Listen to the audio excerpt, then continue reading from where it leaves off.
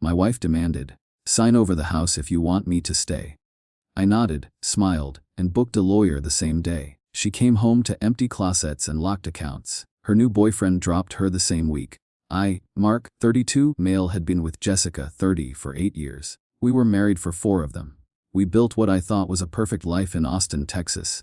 I was a software engineer making $120K a year, and she was a marketing manager pulling in about $100K. Our combined income let us live well. We owned a beautiful 3-bedroom house in a trendy neighborhood that I had bought before we were married. Our weekends were a blur of brunch spots, rooftop bars, and dinners with our large, shared circle of friends. Life was comfortable, predictable, and, I thought, happy. She was the center of our social world, and I was happy to be in her orbit. Then, I got the offer. It wasn't just an offer, it was a golden ticket. A top-tier tech firm in Seattle wanted me for a senior AI developer role. The compensation was staggering to me. The base salary was $250,000. It came with a $50,000 signing bonus and stock options that could be life-changing. It was everything I had been working for since college. I presented it to Jessica over a celebratory dinner I'd arranged, my heart pounding with excitement. I expected her to be thrilled for us. Her reaction was a glass of ice water to the face.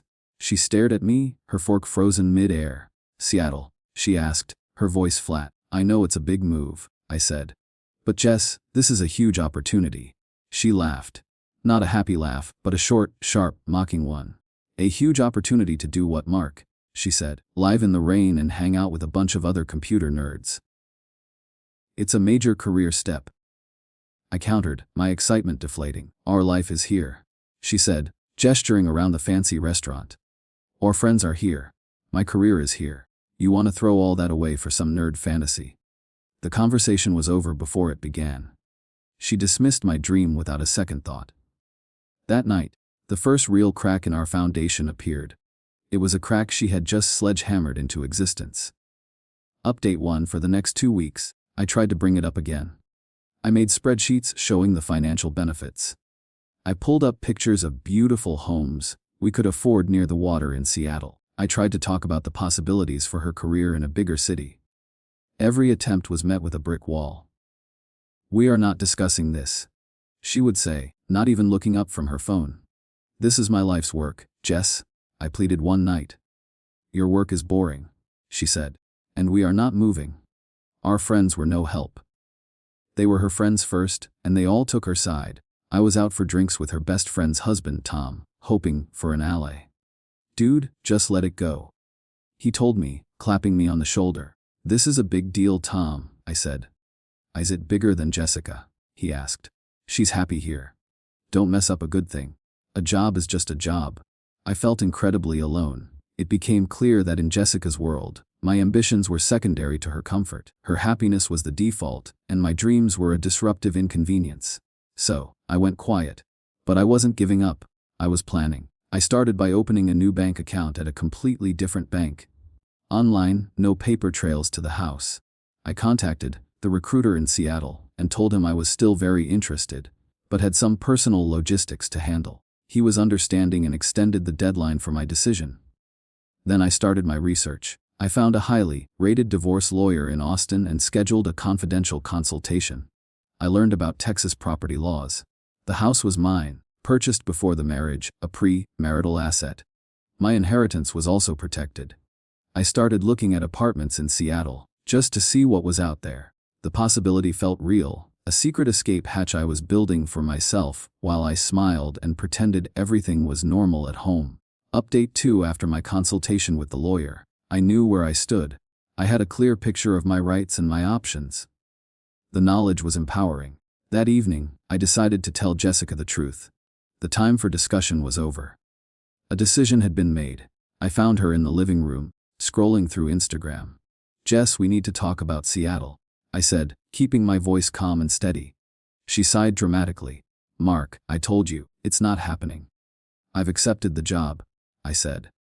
"My start date is in 6 weeks. The silence was deafening. She slowly lowered her phone and stared at me, her eyes wide with disbelief, which quickly hardened into fury. "You did what?" she hissed. "I took the job," I repeated. "I'm moving to Seattle."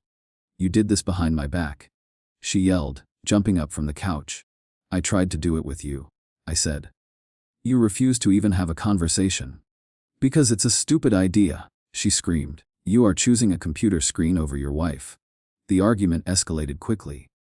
She threw every insult she could think of at me. She called me selfish, a traitor, a fool who was throwing away a perfect life. I didn't raise my voice. I just stood there and took it, feeling more detached with every word she threw at me. Finally, she played her trump card. She thought it was an ace. She stood in front of me, her arms crossed, her face a mask of cold fury. Fine, she said. You want to go? Go, but you are not taking this house. This is my home. She must have seen the flicker of something in my expression, because a smug smile touched her lips. She thought she had me. Sign over the house if you want me to stay, she demanded. It wasn't a negotiation, it was an ultimatum. I looked at her, at this woman I had loved for 8 years, who was now trying to blackmail me with our life together. The lawyer's words echoed in my head. I nodded slowly. Okay, I said. A look of triumph flashed in her eyes. Then I smiled. I'll have my lawyer draw up the papers. The triumph in her face vanished, replaced by confusion. She didn't know I already had a lawyer. She didn't know the house was already mine. She thought she had won, but she had just handed me the final, undeniable proof that I was making the right decision. Update 3. The next 2 weeks were a strange, tense limbo. Jessica acted like she had won a major victory. She was smug, telling our friends that she had talked some sense into me. She didn't know that my lawyer was already in motion, and so was I. I arranged for movers. I transferred the majority of our joint savings into my new private account, leaving her with enough to cover bills for a few months. I packed my belongings into boxes while she was at work or out with friends, hiding them in the garage. I was a ghost in my own home. The day came. I had chosen a Tuesday, when I knew she had back meetings and then happy hour with her team. The movers were efficient and professional. They cleared out my office, my clothes from the closet, my tools from the garage. Within 3 hours, every trace of my life in that house was gone. I left one thing on the kitchen counter, a letter from my lawyer. It officially informed her of my intent to file for divorce and detailed the separation of our assets. It also included a copy of the deed to the house, clearly showing it was my sole property. As I drove out of Austin, heading north towards my new life, I didn't feel sad. I didn't feel angry. I felt an overwhelming wave of relief.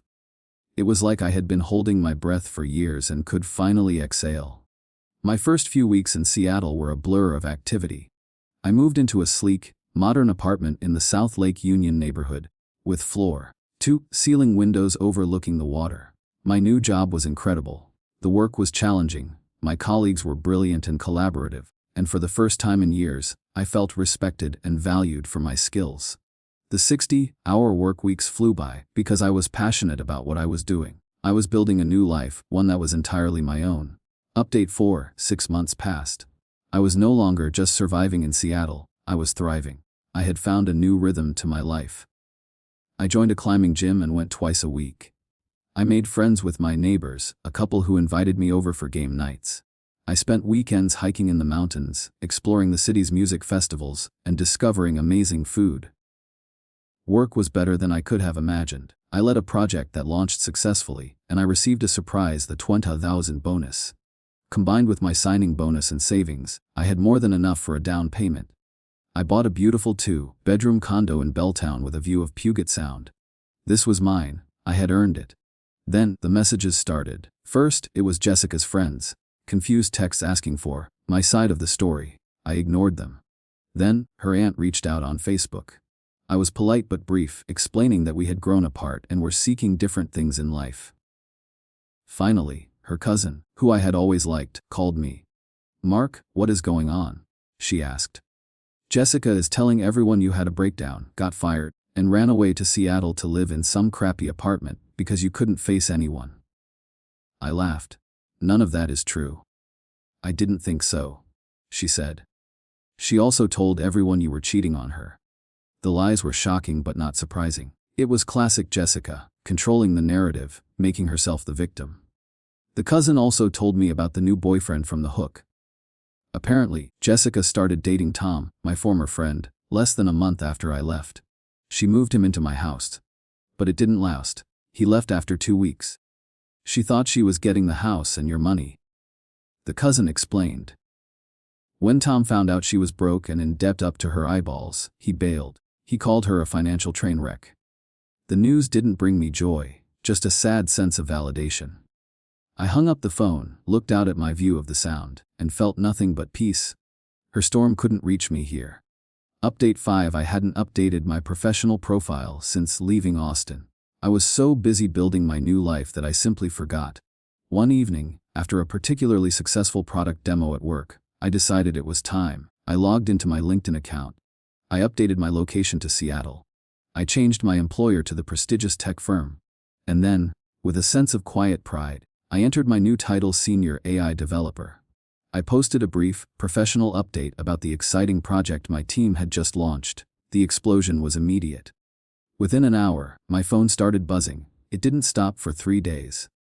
First came the flood of texts and emails from Jessica. They were a chaotic mess of rage, confusion, and pleading. "You'll ED to me? You never told me the salary was $250K? Senior AI Developer, you told me it was a step down. We need to talk. You owe me an explanation. You destroyed our life for this." Then came the messages from our old friends in Austin. A dozen different people, all with the same sheepish tone. "Hey man, congrats on the new gig, that's huge. Wow, Jessica told us a very different story. My bad for believing her. So sorry dude, we should have known better. Let me know if you're ever in town." Tom even sent a pathetic, one-line message. "Congrats." My family, who had been supportive but worried, were ecstatic. My dad called me, his voice booming with pride. "I knew you made the right decision, son," he said. "We never liked the way she talked down to you. We are so proud of you." The truth was out. Not because I had engaged in a smear campaign, but because I had simply stated the facts of my own success. It was the most effective rebuttal I could have possibly delivered. Update 6. I was working from home one Saturday when my apartment buzzer rang. I wasn't expecting anyone. I checked the camera feed and my stomach dropped. It was Jessica. She looked different. Thinner, tired, and stripped of her usual confident swagger. I buzzed her up, my mind racing. I knew I had to face this. When I opened the door, she tried to force a smile.